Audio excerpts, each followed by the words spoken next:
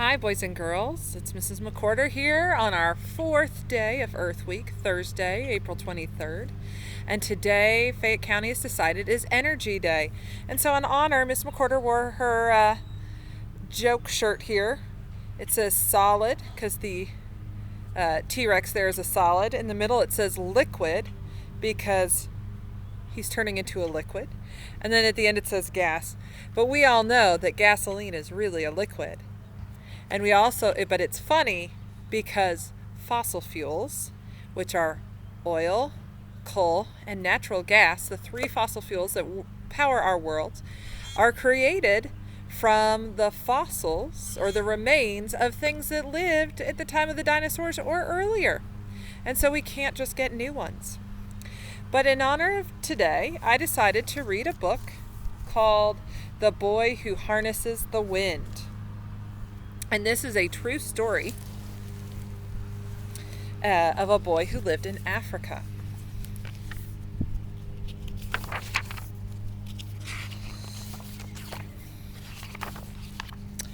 In a small village in Malawi, where people have no money for light, nightfall comes quickly and hurried poor farmers to bed. But for William, the darkness was best for dreaming.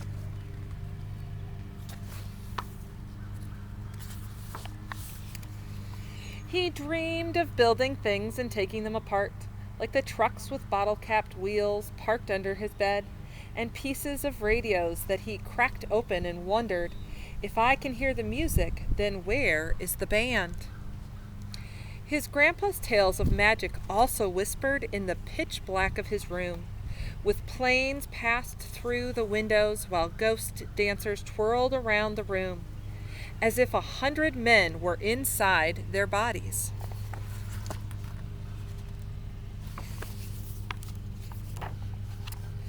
At dawn in the fields, William scanned the maze rows for magical beings, then wondered as a truck rumbled past. How does its engine make it go? Pay attention where you throw that hoe, his father shouted. You'll cut off your foot.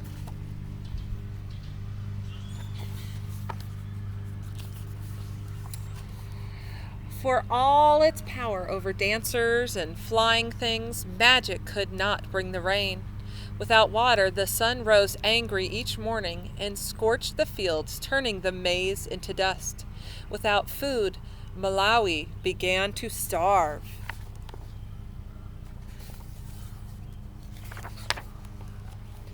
Soon William's father gathered the children and said, "From now on, we eat only one meal a day. Make it last." In the evenings, they sat around the lantern and ate their handful, watching hungry people pass like spirits along the road. Money also disappeared with the rain. "Papani," his father said, "I am sorry. You will have to drop out of school." Now William stood on the road and watched the lucky students pass, alone with the monster in his belly and the lump in his throat. For weeks he sulked under the mango tree until he remembered the library down the road, a gift from the Americas.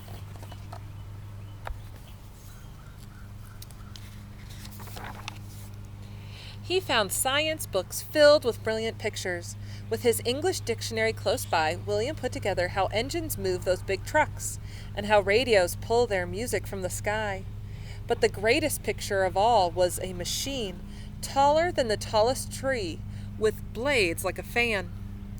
A giant pinwheel, something to catch magic. Slowly he built the sentence. Windmills can produce electricity and pump water. He closed his eyes and saw a windmill outside of his home, pulling electricity from the breeze and bringing light into the dark valley.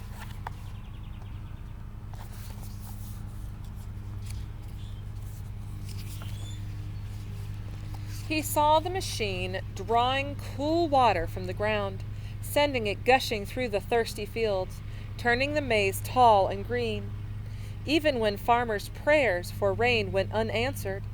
This windmill was more than a machine. It was a weapon to fight hunger. "Majesti e Mefapio," he whispered. "I will build electric wind."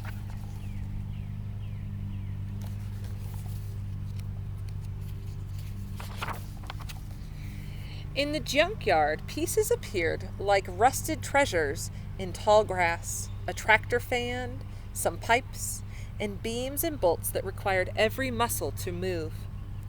Tonga, he shouted to the birds and spiders, holding up his prize. But as William dragged his metals home, people called out, "This boy is Misala. Only crazy people play with trash."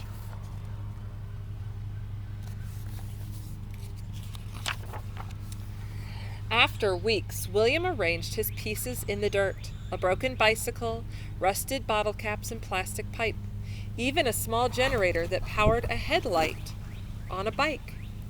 For 3 days he bolted, banged, and tinkered, with chickens squawking and dogs barking and neighbors shaking their heads, saying, What's Masala doing now?"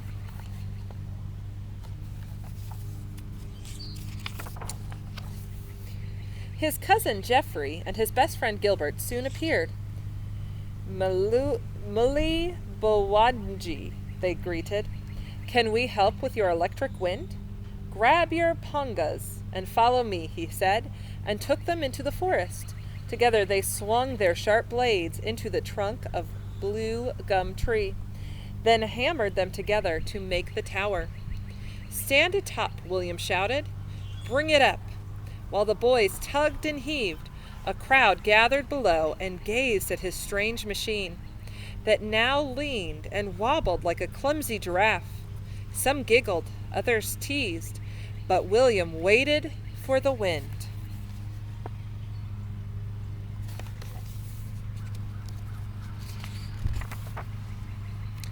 Like it always came, first a breeze, then a gusting gale.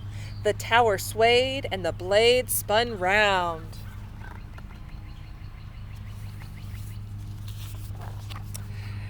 With sore hands once slowed by hunger and darkness, William connected wires to a small bulb which flickered at first, then surged as bright as the sun. "Tonga," he shouted, "I have made electric wind." Fourth graders will understand that means he's transferring energy from wind energy or kinetic energy to electrical energy. "Wachcha biwano," a man yelled. "Well done." As the doubters clapped and cheered, William knew he had just begun. Light could not fill empty bellies, but another windmill could soak the dry ground, creating food where there once was none. "Magetisi a mfepo," electric wind, "can feed my country," William thought.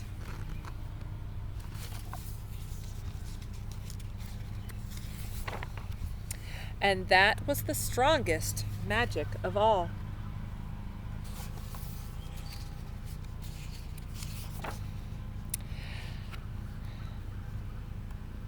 And then here it says that William was born in 1987 and grew up near the village of Wimby, located in central Malawi. Like many people in Malawi and the rest of the sub-Saharan Africa, William's father, Trywell, was a farmer. The Kamwabalas grew a kind of white, sweet corn called maize, which they ate for every meal in the form of porridge. To make extra money for clothes, medicine, and other essentials, they also raised tobacco to sell to the capital city, Lilongwe. Because their only food came from the ground, any problems with the weather or changes in the price of seed or fertilizer could cause serious problems. And then it talks a little bit more about him. And here's a photograph, I hope you can see it all right, of the actual William and the windmill he made. So if you'd like to look him up, he is a very interesting person and he's real. If you are choosing to participate in the Fayette County bingo card today, some of the activities you could try are calculating what your carbon footprint is. I know earlier this week they had you could have calculated your water footprint, but this is your carbon footprint. You could turn off your computer for 2 hours and read instead. So go unplugged. They also say you could learn about electric metering, so how much electricity your family is using. You could explore how Kentucky's energy use compares to that of other states. It's very interesting. I've looked at that information before, and it's not what I expected. Boys and girls, I hope you're having a great Earth Week, and I hope you're enjoying these stories. I miss you all so much. I wish I could read them to you in person. Bye.